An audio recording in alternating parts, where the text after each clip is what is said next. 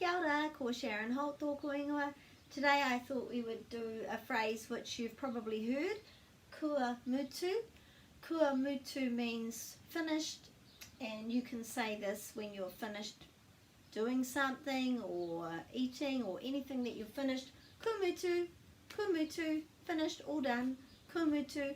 And you can also, and once you start using it, then children will copy your lead. And then you can also turn it into a question. That's one of the really good things about many of the sentences and phrases in Te Reo Māori, is that they are the same, and you can just make them into a question without changing any words. So kua mutu means are you finished, have you finished, are you all done? Kua mutu, so you could say that to a child if they look like they might have finished something, perhaps eating or doing something. Kua mutu, and you're just checking. Kua mutu, and the first few times say kua mutu, are you finished? And then they'll get the hang of it after that because they're such quick learners. So there's another good phrase for you. Ka kite.